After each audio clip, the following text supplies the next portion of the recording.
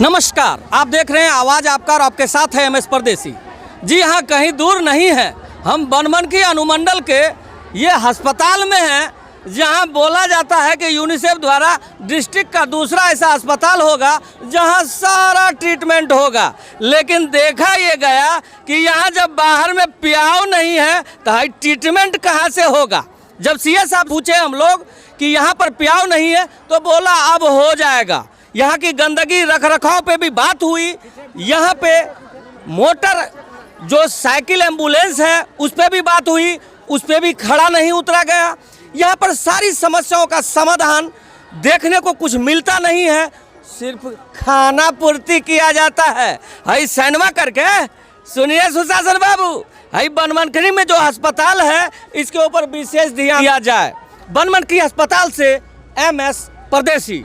आप जो सर यहाँ पर आए हैं तो क्या क्या चीज़ पे फोकस दिया गया? आज यहाँ पर पूरे बनमनखी सब डिविजनल हॉस्पिटल और बनमनखी अस्पताल में सभी चिकित्सकों, सभी कर्मचारियों, एएनएम, जीएनएम और जितने भी कार्यरत कर्मचारीगण हैं कि कैसे बनमनखी में स्वास्थ्य सुविधा में गुणात्मक सुधार लाया जाना है और सुधार होना चाहिए। इसमें मुख्य रूप से जो यहाँ के जो पंचायत में जाते हैं, जो स्वास्थ्य सुविधा हम लोग प्रदान करते हैं जनता को, तो पंचायत बटा हुआ है। उसमें जो हमारी एएनएम दीदी वगैरह जाती हैं और वहाँ जो आशा कार्यकर्ता हैं उन लोगों के द्वारा फील्ड में ये निर्देश जारी किया गया कि वहाँ जो प्रेग्नेंट लेडीज़ हैं उनका प्रॉपर चारों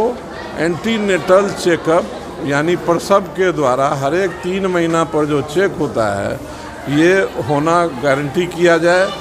साथ साथ जो चौथा जो प्रेगनेंसी का अंतिम वाला जो 3 महीना होता है उसमें ध्यान रख के सभी गर्भवती माताओं को, महिलाओं को संस्थागत में यानी इंस्टीट्यूशनल डिलीवरी के लिए प्रेरित किया जाए और लाया जाए।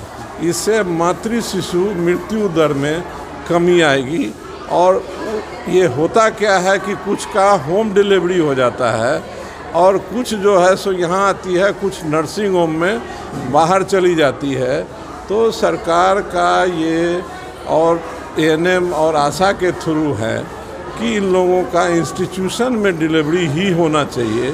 साथ साथ उसको जो होम डिलीवरी होता है उसको भी जो स्किल्ड पर्सनल है उसके द्वारा विजिट होना चाहिए।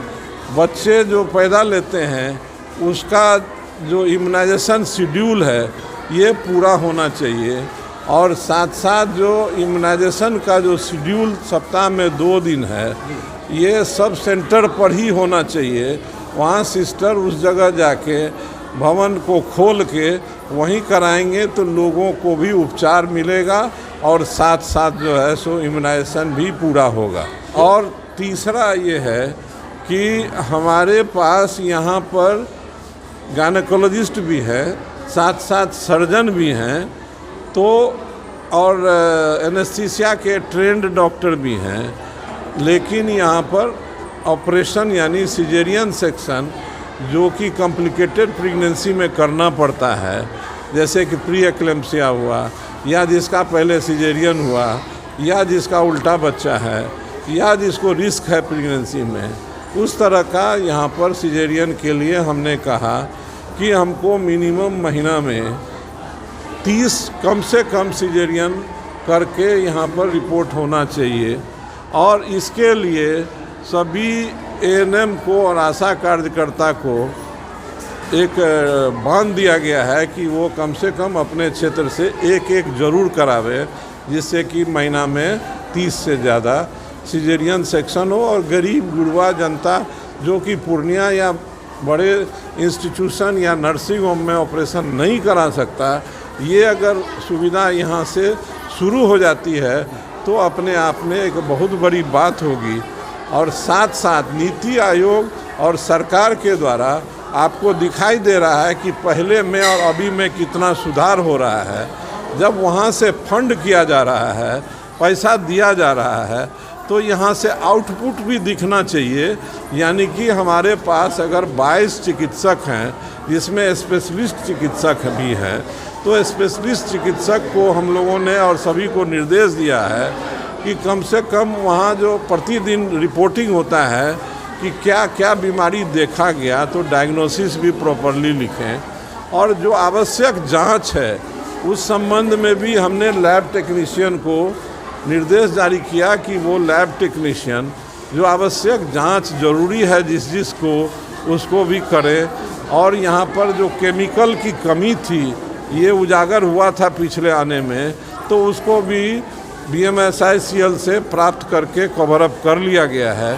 तो और रही बात यहाँ की साफ़ सफाई, तो साफ़ सफाई का भी मैंने अवलोकन किया, साफ़ सफाई भी संतोषप्रद दिखा। तो यहाँ पर ये जहाँ जहाँ कमी थी उसको मैंने अपने स्टाफ जो हमारे नीचे हैं यहाँ पर कैसे अच्छा काम हो उसके लिए हम सतत प्रयासरत के उद्देश्य से आपके पास आए हैं।